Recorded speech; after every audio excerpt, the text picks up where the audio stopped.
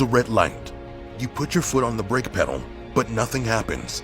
You push it again. It goes to the floor, but the car doesn't slow down. Oh no.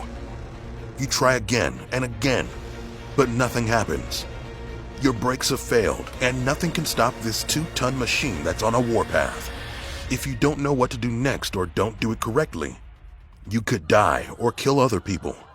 Here's how to survive brake failure. Drivers tend to push the speed limits and find out what a vehicle can do while operating at those speeds. But we can't keep speeding forever. At some point, we'll need to slow down and eventually stop. With this crucial need, car braking technology has changed and evolved. When the driver pushes the brake pedal down, it creates pressure in the hydraulic brake line. Brake fluid is nearly incompressible.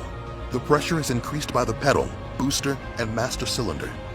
The caliper then forces the brake pads against the disc brakes, and that causes the vehicle to slow down. While this system is both intricate and reliable, it isn't perfect, and failures can occur. How often do brakes fail? Is it safe to downshift an automatic car? Why do some hills improve your chance of surviving? In 2013, an elderly California driver's Cadillac experienced brake failure. His car went speeding across a lawn, became airborne, and landed on a roof. Luckily, no one was hurt. So if you're driving and the brakes fail, what could you do to survive? Step 1. Alert everyone. As soon as you realize your brakes have failed, warn the drivers and pedestrians around you. So switch on your hazard lights right away and honk the horn to draw attention to the vehicle. This way, people see your hazard lights and know something is wrong. This can encourage them to get out of your way and clear a path for you, and it can reduce the chance of hitting other vehicles. Step 2. Use friction. Friction is the brake's best friend. Friction on the brake disc causes the car to slow. And even if the brakes aren't working, friction can still help you. If the roads are clear and you're able to do this, start zigzagging the car. Use the friction of the tires on the road to help reduce speed. If that's not enough, try driving over small plants and shrubs on the side of the road. In this case, your life is more important than the vehicle. So another thing you can do is carefully drive against the guardrail. This will also help to reduce speed. Step 3. Use the e-brake. Vehicles have two braking systems.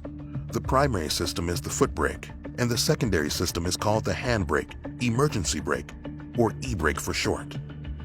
The e-brake bypasses the hydraulic system. Instead, it uses a metal cable that connects to the rear brakes. If your main brakes fail, the e-brake should still work. It doesn't have enough force to stop the car, but it's a big help in slowing it down. The e-brake works best if you use it slowly and carefully. If you apply it too rapidly, the rear brakes could lock up and force you into an uncontrolled spin. And keep holding the release button down if there is one. Step 4.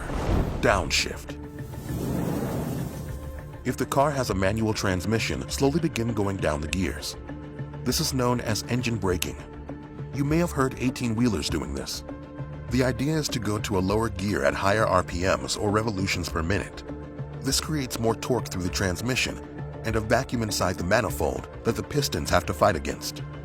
So the power and speed will drop. Like using the e-brake, don't do this too quickly. If you go down through the gears too quickly, the rear wheels might slow down too rapidly, and this will make your car go into a spin. And if you're driving an automatic car, you might have access to a Triptronic transmission. This allows you to override the automatic system and select the gear you want. Slowly go back down the gears, down to first gear. Step 5. Head for the hills. If you're still trying to slow down, look for a hill or any upward slope that can help you. It can be an on-ramp, a hilly street, or even a specially designed runoff area. Even a slight upward slope could provide the gravitational force you need to slow down to a complete stop. In 2015, traffic safety reports showed that between 2005 and 2007, 0.45% of car accidents resulted from brake failure. While that number is small, brake failures do happen, so make sure your brakes are inspected and maintained regularly. Maintenance and using these 5 steps could save your life one day. Congratulations!